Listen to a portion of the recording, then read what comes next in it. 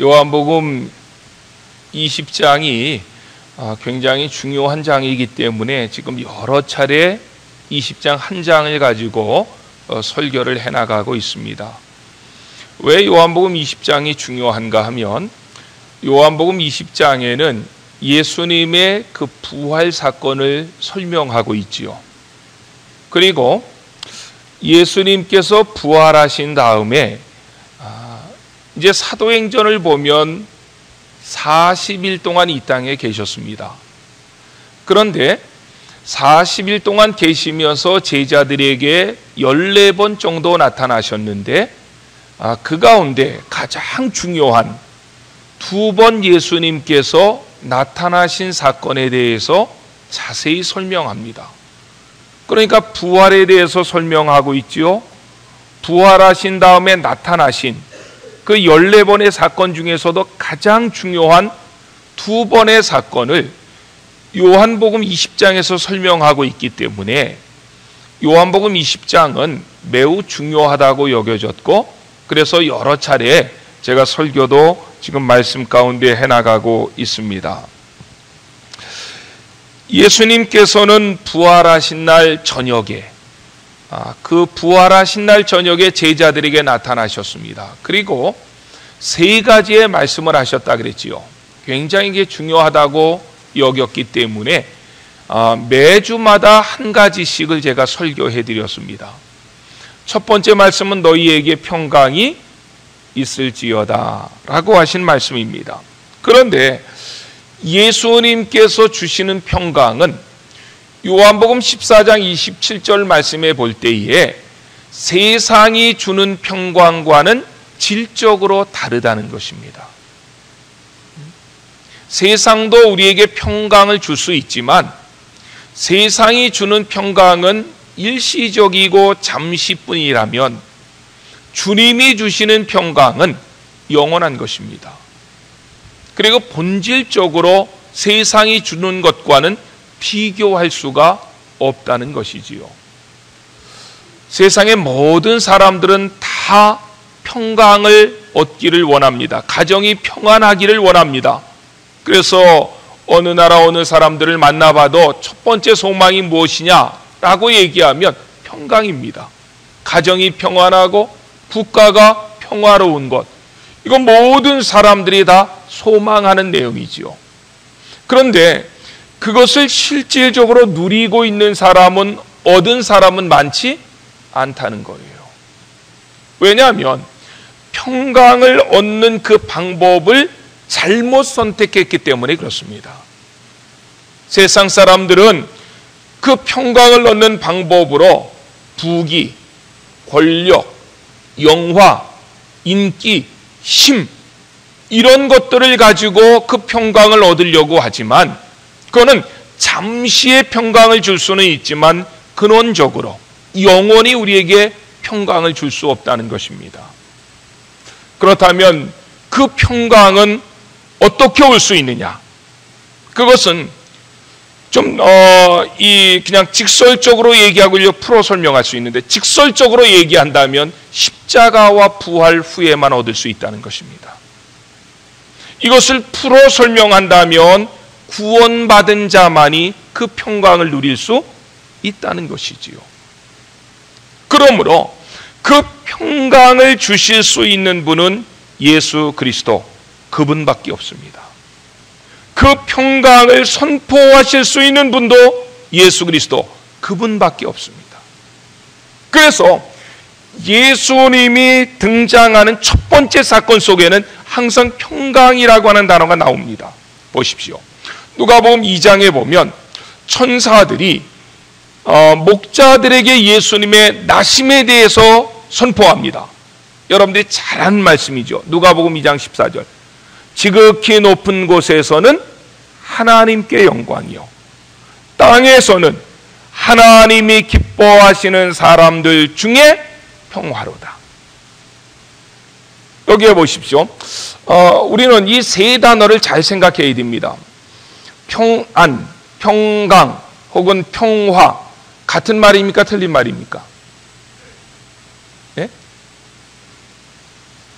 평강, 평안, 평화, 이게 같은 말입니까? 틀린 말입니까? 아니, 한국 사람들인데 다.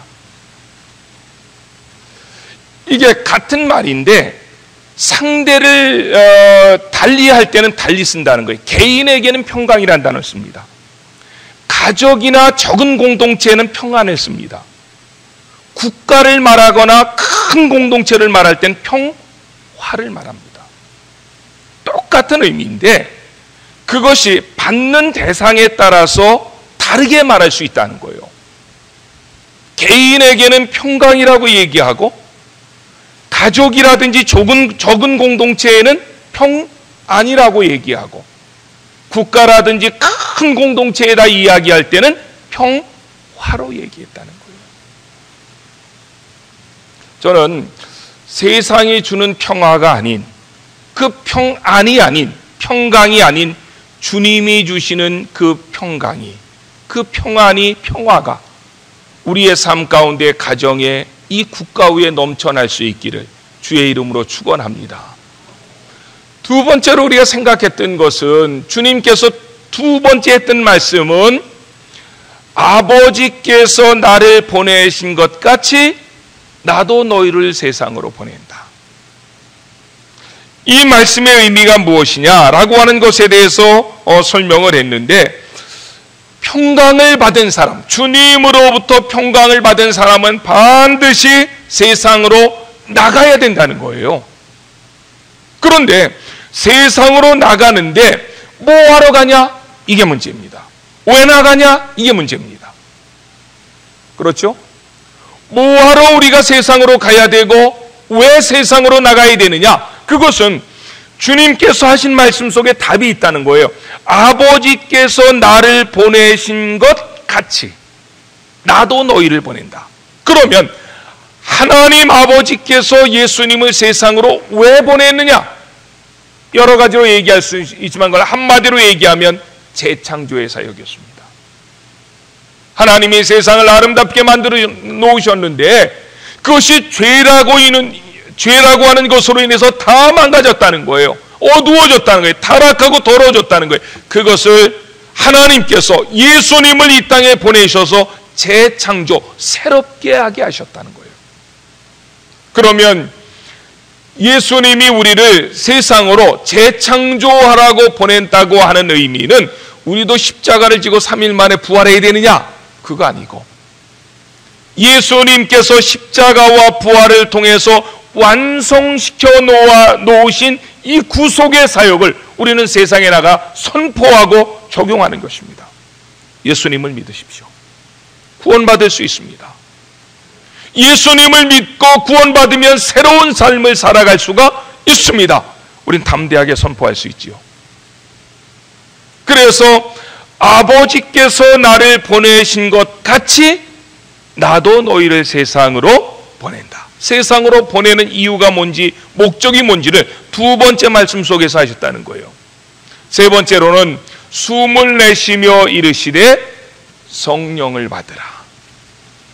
참된 평강을 영원히 누릴 수 있는 방법은 우리가 세상에 나가서 재창조의 사역을 감당할 수 있는 비결은 내 힘과 내 지혜와 내 능력으로는 안 된다는 거예요. 내 힘과 내 지혜와 내 능력으로 하는 사람이 세상에 불쌍한 사람이라는 거예요. 안 되는 걸 하니까.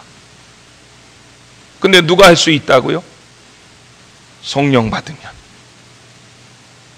성령 받으면, 성령이 충만하면 두려워하고 불안하는 자들에게 평안이 임할 수 있는 것이고, 성령이 충만하게 임하면 세상에 나가서 우리는 재창조의 사역을 감당할 수가 있게 된다는 것이지요. 예수님께서 이렇게 부활하신 날 저녁에 제자들에게 찾아오셔서 너무너무 중요한 선포를 하셨습니다. 그런데 문제는 그 자리에 도마가 없었다는 거예요.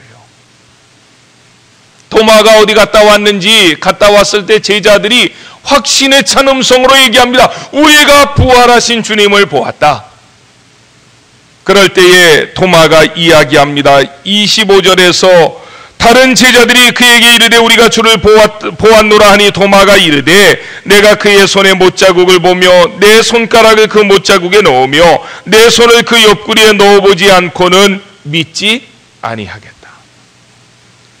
그리고 8일이 지났습니다.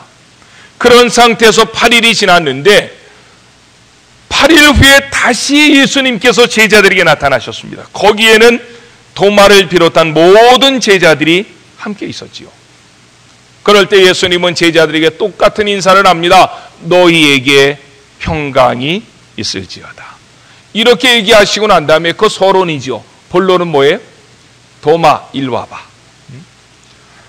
너 내 손의 못자국을 보지 않고는, 내 옆구리의 창자국을 만져보지 않고는 믿지 못한다고 했지. 그러면서 도마에게 얘기할 때 도마가 여기서 깜짝 놀라지요. 야, 제자들이 봤던 거 진짜였구나. 그럴 때 주님이 중요한 말씀을 하셨습니다. 믿음 없는 자 되지 말고 믿는 자가 되라. 신앙생활에서 제일 중요한 것은 지식이 아니고 신앙의 경륜이 아니라 믿음인 줄로 믿습니다. 믿음이 중요하다는 거예요. 믿음 없는 자 되지 말라는 거예요. 그러면 믿음 없는 자를 두 글자로 얘기하면 뭡니까? 의심이죠. 지난주에는 그 내용을 가지고 1시간 동안 얘기했습니다. 특별히 야고보서 1장 6절로 8절의 말씀을 가지고 이 말씀을 입증해 나갔는데, 의심하는 자의 특징이 뭐지요? 의심하는 자의 특징이 뭡니까? 그것은 마치 바다 위에 배가 있는데 바람이 불면 그 배가 어떻게 합니까? 요동하는 거예요. 의심하는 자의 특징은 항상 그 믿음이 흔들린다는 거예요. 교회 와서 은혜 받으면 하나님이 살아계신 것 같은데, 내 믿음이 단단한 반석 위에 세워진 것 같은데, 세상에 나가서 큰 환경의 어려움을 만나면 금방 흔들려 버립니다. 교회에 오면 확신하고 세상에 나가면 의심하고, 그렇게 우리가 수없이 살아왔다는 거예요. 왜 사람이 믿음 생활할 때 흔들리는 이유가 뭡니까? 왜 흔들립니까? 야고보서 1장 8절에서 우리에게 정확히 대답을 주잖아요. 왜 흔들려요? 두 마음을 품기 때문이다. 두 마음을 품는다라고 하는 이 말의 의미가 뭐냐? 지난주에는 제가 막 짜내서 어떻게 예를 들어서 설명하면 좋을까 하다가 16강의 스페인전, 8강의 이태리전, 2002년도에 월드컵 가지고도 얘기했잖아요. 16강전에서 8강에서 스페인과 이태리하고 우리가 축구를 할 때 모든 사람들의 마음의 소망은 뭐였습니까? 이기자. 이겨서 8강 가고 이겨서 4강 가자. 특별히 이태리하고 싸울 때에는 한번 그 이태리를 이겨서 아시아권에선 최초로 월드컵 4강에 한번 가보자. 이게 모든 사람들의 꿈이었죠. 그러면서도 많은 사람들은 한편으로 얘기했습니다. 과연 이태리를 이길 수 있을까? 이랬다고요.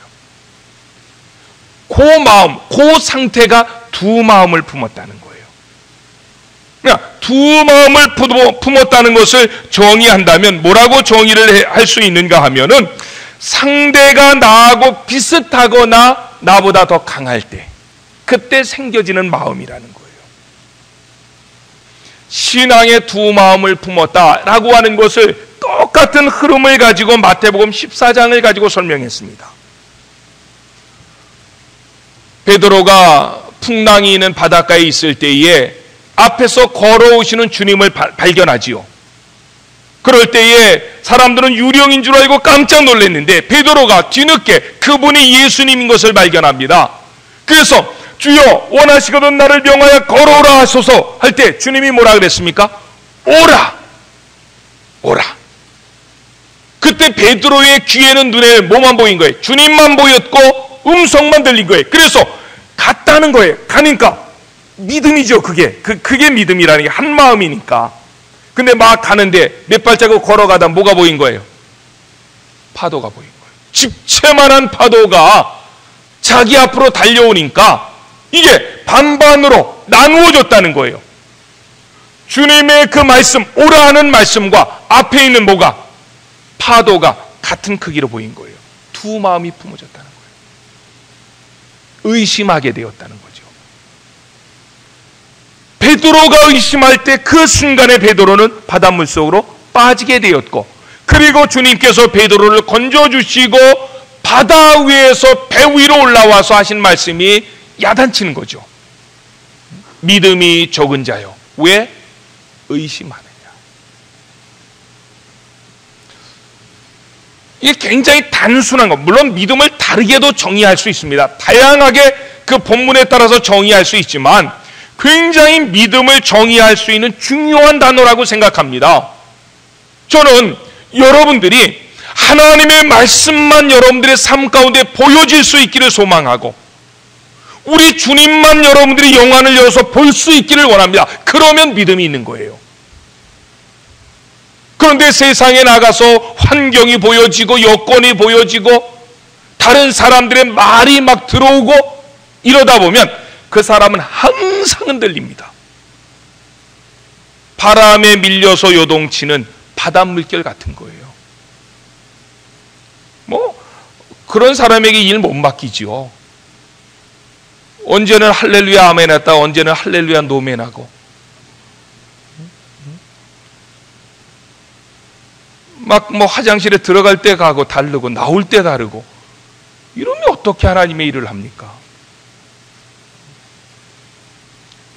하나님의 말씀이 우리에게 들려져야 될 때 그 말씀만 들을 수 있어야 되고, 하나님의 말씀이기 때문에 할 수 있다. 세상을 볼 때에 세상에서 주님이 서 계신 것을 볼 수 있고, 그 영안이 열려야 되지요.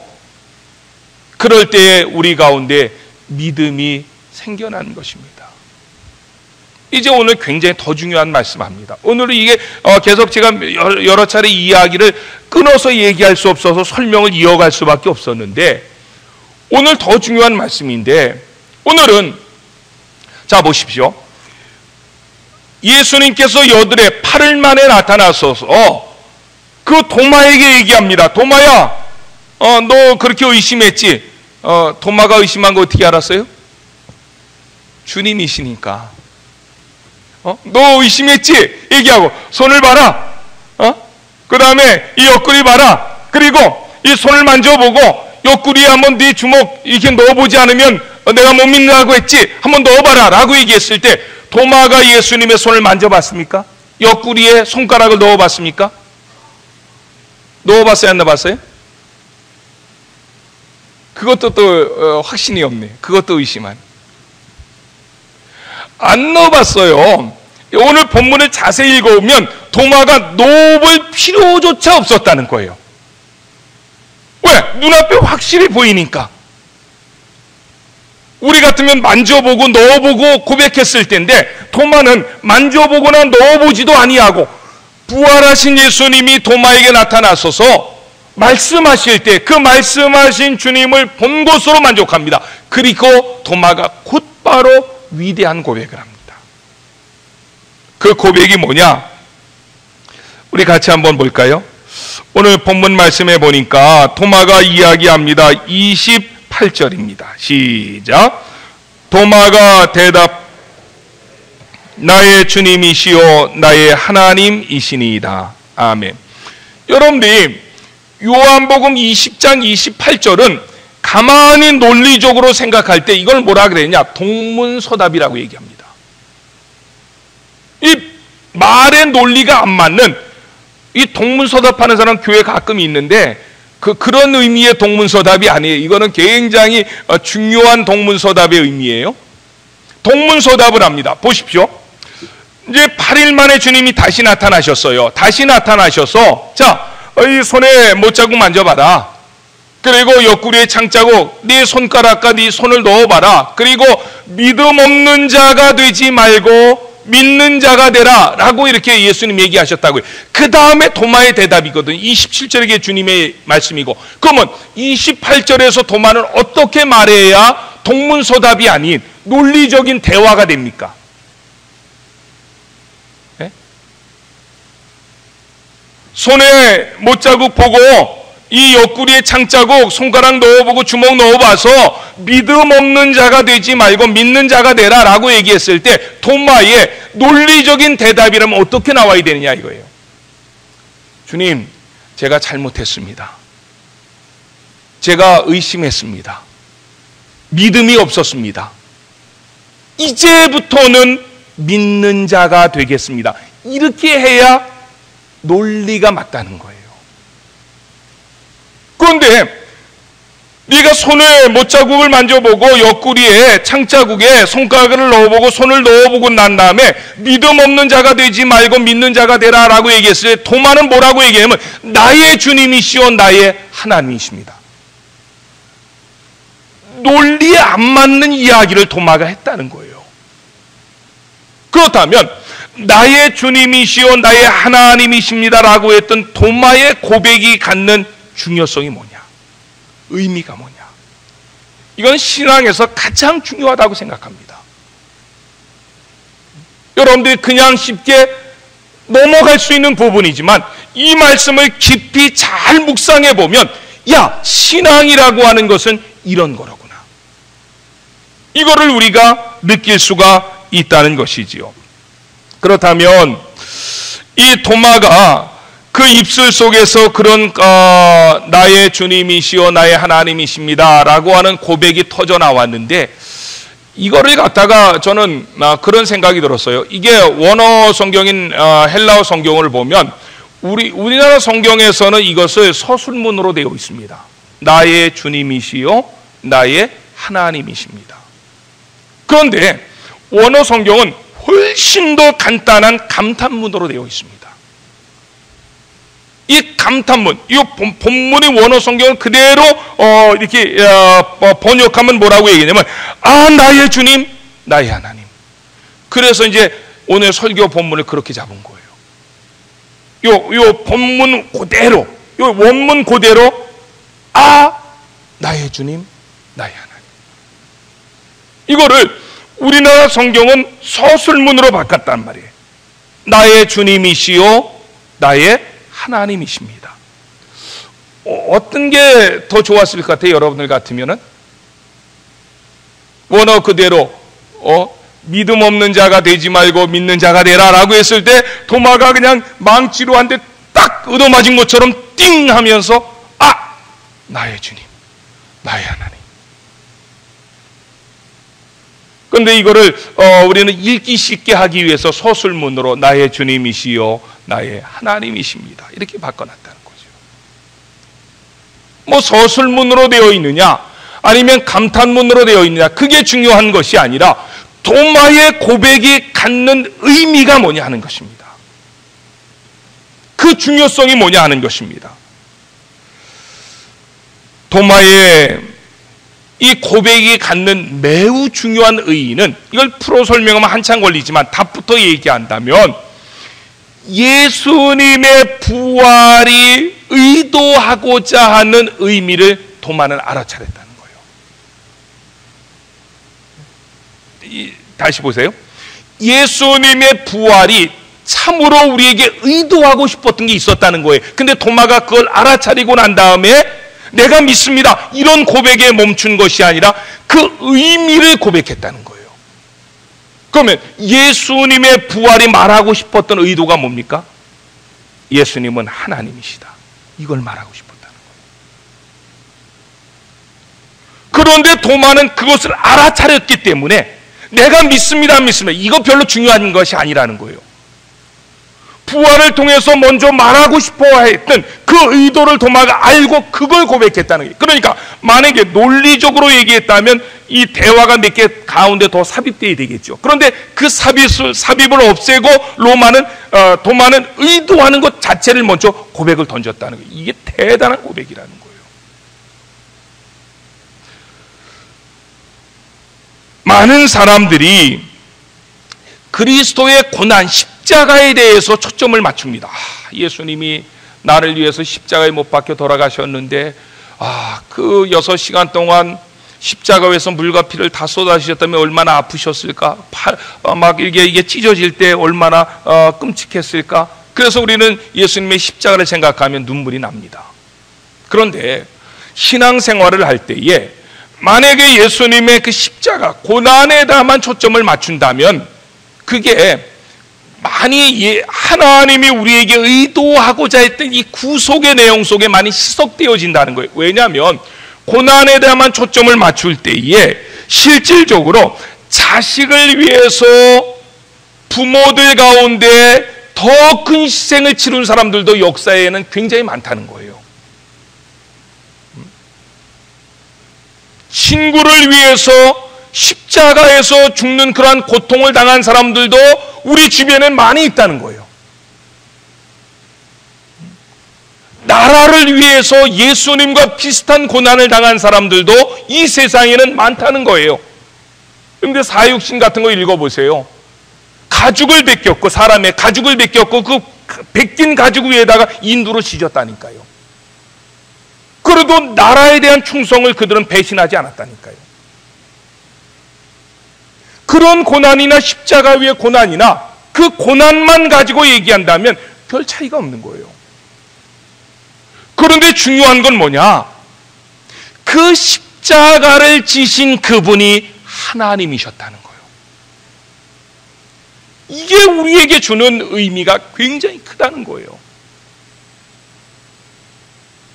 그런데 도마는 그 부활을 통해서, 하나님은 부활을 통해서 그 고난을 지신 분이, 십자가를 지신 분이 하나님이셨다라고 하는 것을 우리에게 알려주기를 원했는데 도마는 그것을 보았다는 거예요. 그래서 도마의 고백이 위대한 것입니다. 도마의 고백 전에 한 사람의 고백이 있었습니다. 그런데 도마처럼 확신하지는 못했어요. 그 사람이 누굽니까? 베드로입니다. 십자가에 못 박혀 돌아가시기 얼마 전에 주님은 제자들에게 묻습니다. 본인이 하나님으로 오셨는데 내가 하나님으로 왔다는 것을 얼마나 많은 사람들이 알까? 하나님인 것을 자기 계시를 통해서 보여줬거든요. 몇 년 동안. 그런데 사람들이 얼마나 눈치를 챘을까? 주님께서 궁금했습니다. 그래서 가이사랴 빌립보 지방을 지나가다가 제자들에게 묻습니다. 세상 사람들이 나를 누구라고 하느냐? 그때 들려오는 대로 얘기하지요. 어떤 사람은 세례 요한, 어떤 사람은 에리야, 또 어떤 사람은 에레미야나 선지자 중에 한 사람이라고 합니다. 주님께서 너무 실망합니다. 내가 자기 계시를 통해서 보여준 하나님의 아들, 하나님이라고 하는 것을 세상 사람들은 아무도 모르는구나.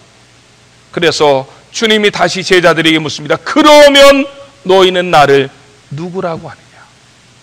그때에 베드로가 고백합니다. 주는 그리스도시요 살아계신 하나님의 아들이십니다. 이 말을 한마디로 얘기하면 오늘 도마의 고백입니다. 주님은 하나님이십니다 하는 고백이죠. 그럴 때에 베드로에게 얼마나 주님이 감격한 거예요. 베드로는 무조건 되고 그냥 질문하면 대답하는데 10개 대답한 중에 하나는 맞는 거예요.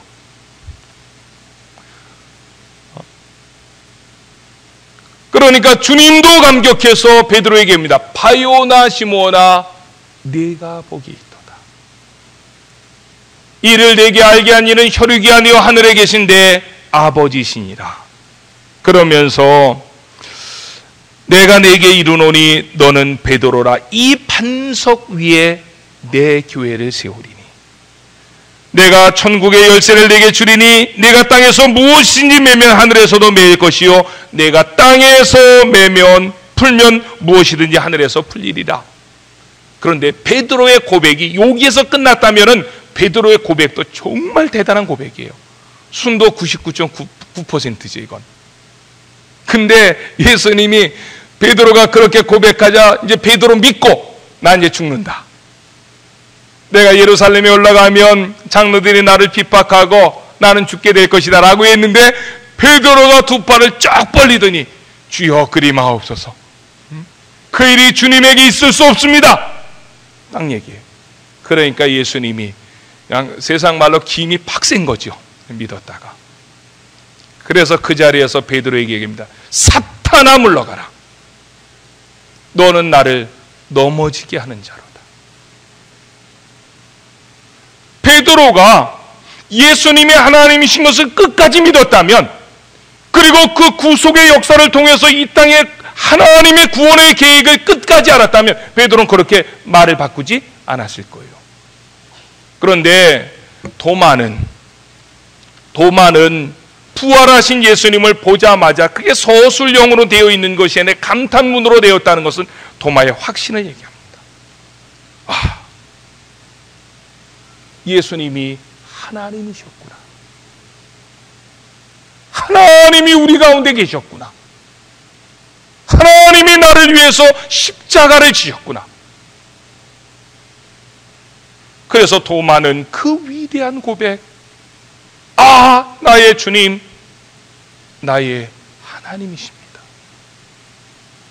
이런 고백을 하나님 앞에 올려드렸다는 것입니다. 우리가 믿는 주님은 하나님이십니다. 그분은 영원하시고 전능하시고 창조자가 되십니다. 그 사실을 믿고 확인하는 것이 신앙의 출발이요 초석입니다. 이 사실을 확신하면 여러분들은 히브리서 11장 38절에 무슨 말씀이 있느냐 하면 세상이 감당치 못하는 사람들이 됩니다. 그 반열 위에 서는 것입니다. 매일같이 교회는 10년, 20년 다니는데 세상에 늘 조롱받고 그러지 마시고, 그것은 우리의 믿음이 항상 흔들리기 때문에 그런 거예요. 두 마음을 품었기 때문에 그런 거예요. 그런데 예수님은 하나님이시다. 하나님이 이 세상에 오셔서 나의 죄 때문에 십자가에 돌아가셨고, 돌아가신 지 3일 만에 다시 살아나심으로 스스로 그분이 하나님이신 것을 증명해냈다. 이 사실을 의심하지 않고 믿으면 그 사람은 그 믿음이 흔들리지 않는 것입니다. 도마는 그 이후에 흔들렸다는 기록이 전혀 없습니다. 그리고 도마는 가장 먼 곳에 가서 복음을 전했습니다. 어디까지요? 인도까지.